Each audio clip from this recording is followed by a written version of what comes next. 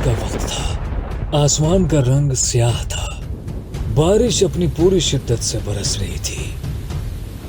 तूफान ऐसा जैसे बादल भी चीख रहे हों।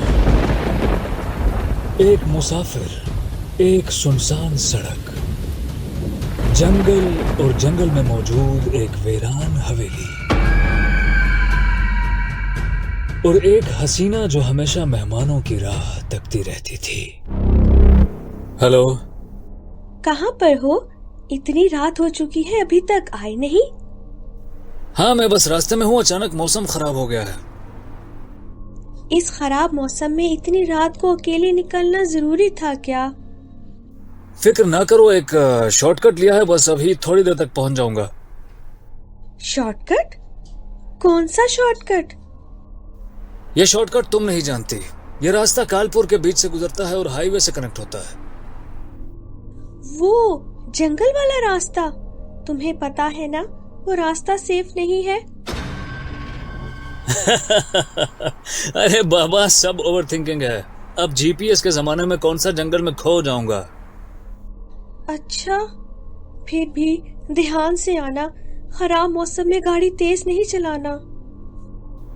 टेंशन मत लो और सो जाओ। बस गेट खुले रखना, मैं थोड़ी देर तक पहुंच जाऊंगा। ओह शिट, ये क्या, रास्ता बंद हो गया। क्या मुसीबत है। हो जा स्टार्ट, इसने भी अभी खराब होना था। बेटा, कौन कौन है वहां? आधी रात को इस रास्ते पर क्यों भटक रहे हो बेटा? मैं बस यहां से गुजर रहा था कि दरख्त रोड पे आ गिरा। अब रास्ता बंद है और मेरी गाड़ी भी खराब हो गई है। क्या इस टाइम यहाँ आसपास कोई मैकेनिक मिल सकता है? इस टाइम इस सुनसान सड़क पर तुम्हें कोई मदद नहीं मिल सकती। राजवीर की बेचैनी बढ़ रही थी। तब उसकी नजर एक रोशनी पर पड़ी, थोड़ी ही दूर एक पुरानी हवेली पर, जिसके शीशे में हल्के हल्के दिए जल रहे थे। वहां लाइट जल रही है। उस हवेली में कोई तो रहता होगा। कौन सी लाइट? अरे आप मजाक कर रहे हो क्या चाचा? वो सामने तो है हवेली। और देखो वहां रोशनी भी है। बेटा, तुम्हें वो रोशनी नहीं देखनी चाहिए थी। क्यों चाचा, क्या हुआ? अरे अरे चाचा, आप गाड़ी के साथ क्या कर रहे हो? कुछ नहीं बेटा, मैं बस जा ही रहा हूँ। चाचा कहाँ चले आप? मैं अब कुछ नहीं कह सकता बेटा, मुझे जाना चाहिए। मैं इससे ज्यादा तुम्हारी मदद नहीं कर सकता। चाचा चाचा, अरे कहाँ गया ये बंदा? अजीब आदमी था। राजवीर ने कार से अपना बैग उठाया और उस हवेली की तरफ चल पड़ा। कुछ जगह मेहमानों को बुलाती नहीं, बल्कि वो अपने मेहमान खुद चुन लेती हैं। वो बारिश में भीगता हुआ हवेली के दरवाजे तक पहुंच ही आया। हेलो, कोई है? ये दरवाजा किसने? दरवाजा खुलते ही उसे एक प्यारी लड़की नजर आई। मुआफ कीजिएगा, आधी रात को जहमत दे रहा हूं आपको। जहमत कैसी, दरवाजे पर आया। हर कोई मेहमान ही तो होता है और हम तो मेहमानों का खुशी खुशी इस्तकबाल करते हैं। कैसे आना हुआ आपका? मैं यहाँ से गुजर रहा था कि आपकी हवेली के सामने ही रास्ता बंद हो गया और मेरी गाड़ी भी खराब हो गई है। अगर आप रात गुजारने के लिए जगह दे दें। बहुत अच्छा फैसला किया आपने। इस सुनसान सड़क पर इस तूफानी बारिश में रात गुजारने के लिए ये सही जगह चुनी है आपने। क्या नाम है आपका? जी मैं राजवीर। राजवीर, मैं आपके लिए खाने का बंदोबस्त करती हूँ। अभी तो आपसे बहुत सारी बातें करनी है। वैसे आपका नाम जान सकता हूँ? अनामिका, अनामिका राजवंशी। कुछ ही देर में अनामिका ने डाइनिंग टेबल पर खाना लगा दिया। डाइनिंग टेबल तरह तरह के पकवानों से सजा था। रजवीर हैरान था कि इतनी जल्दी अनामिका ने इतना सब कुछ कैसे तैयार कर लिया। ये इतना सारा खाना बनाने की क्या जरूरत थी अनामिका जी? आप हमारे मेहमान हैं। आपकी खातिरदारी करना हमारा फर्ज है।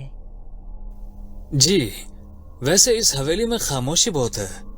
आप यहाँ अकेली रहती हो? कभी कभी अकेली होती हूँ।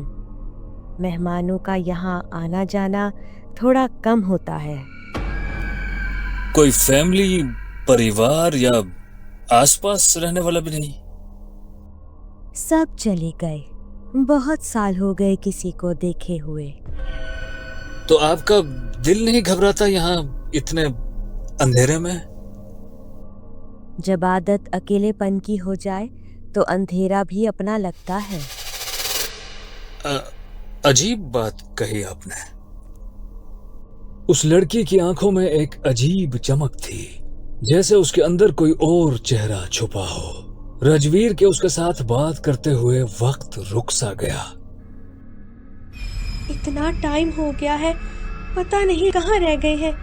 उनका नंबर भी ऑफ है, राब्ता भी नहीं हो पा रहा। सब खैरियत ही हो।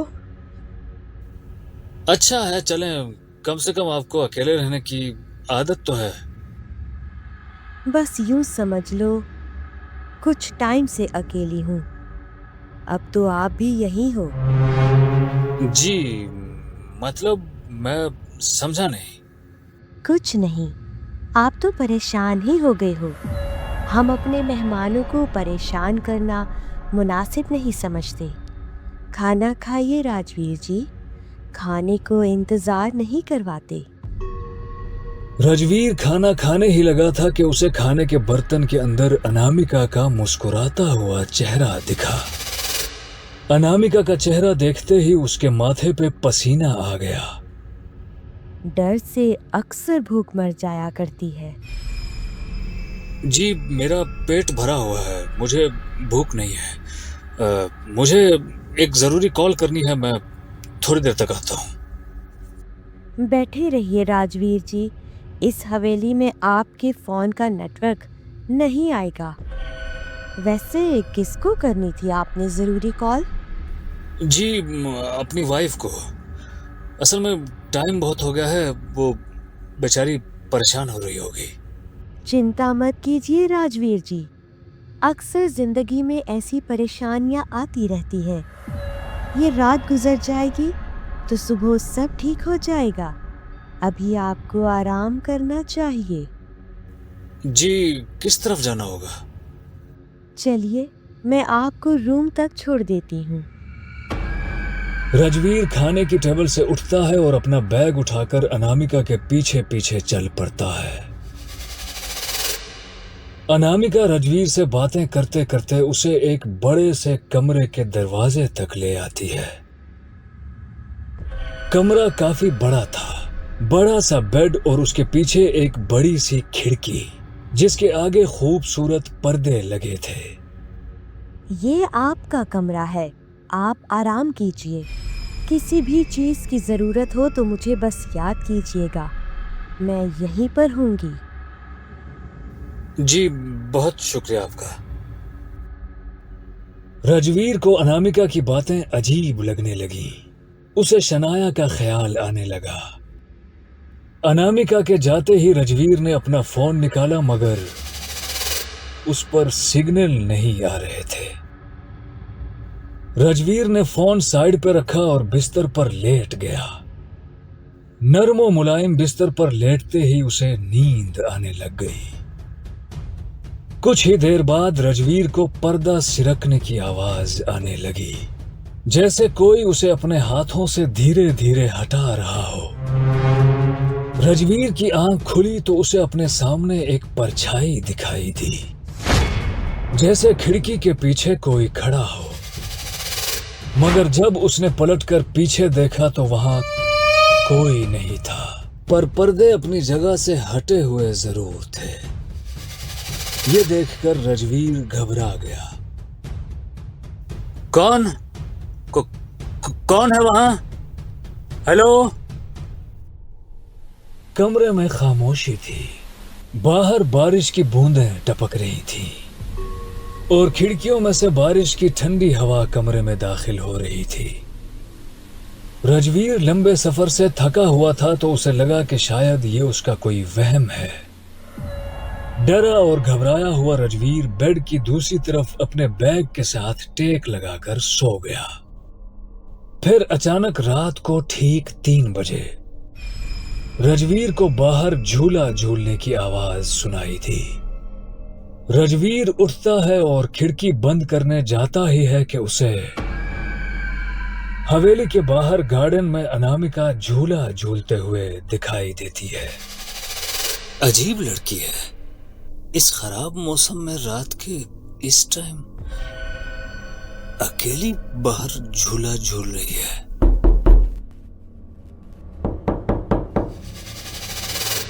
दरवाजे पर कौन हो सकता है? अनामिका तो बाहर है। रजवीर जब वापस बाहर देखता है तो अनामिका वहां नहीं होती। रजवीर खिड़की बंद करता है और भागते हुए बेड की तरफ आता है। वो मदद के लिए किसी को कॉल करना चाहता है पर राजवीर, बाहर आओ। देखो कितना प्यारा मौसम है। हल्की हल्की बारिश हो रही है और ठंडी हवा चल रही है। कौन हो तुम? मुझे छोड़ दो। मुझसे क्या चाहती हो? तुम्हारा साथ राजवीर, हमेशा के लिए। डरा सहमा हुआ रजवीर बैग अपनी बाहों में मजबूती से पकड़े हुए कोने में बैठा हुआ, आंखें खुली, पसीने में भीगा हुआ। राजवीर, मेरी बात नहीं मानोगे? आ जाओ ना बाहर। कब से तुम्हारा इंतजार कर रही हूँ मैं। अकेली हूँ, परेशान हूँ। आओ ना, तुमसे बहुत सी बातें करनी है। हवेली में रात भर अजीब आवाजें, कभी हंसी, कभी रोना और कभी फुसफुसाहट, और फिर एकदम से सब कुछ खामोश, सिर्फ खामोशी। थोड़ी देर बाद एक हल्की सी रोशनी हवेली की खिड़कियों से अंदर घुसने लगती है। सुबह हो चुकी थी। रजवीर अपनी जगह से उठता है और हल्के से कमरे का दरवाजा खोलता है। हवेली में खामोशी के अलावा और कुछ नहीं होता। रजवीर वहां से भागने ही लगता है कि अचानक उसे अनामिका की तस्वीर दिखाई देती है। ये लड़की, ये तो अनामिका है जो रात को मुझसे बातें कर रही थी। वो लड़की कौन थी? वो जिंदा इंसान थी या कोई साया? अगर साया था तो उसने मुझे नुकसान क्यों नहीं पहुंचाया? आखिर किस चीज ने उसे मेरे करीब आने से रोके रखा? वो रात मेरी जिंदगी से चली गई है पर उस रात का शोर अब भी मेरे अंदर जिंदा है। आखिर आपको हुआ क्या है? जब से वापस आए हो कोई बात नहीं कर रहे, खामोश खामोश क्यों हो? कुछ नहीं, मैं ठीक हूं। फिक्र करने की कोई बात नहीं, बस जरा सा थका हुआ हूं। मुझे मेरा बैग ला दो, मैंने कुछ डॉक्यूमेंट्स चेक करने हैं। रजवीर जैसे ही डॉक्यूमेंट्स निकालने लगता है तो अचानक उसे कुछ ऐसा मिलता है जिसने आधा अधूरा ही सही पर रजवीर के जहन में फिरते हुए कुछ सवालों का जवाब दे तो दिया था। ये क्या? ये मेरे बैग में कैसे आया? वो चाचा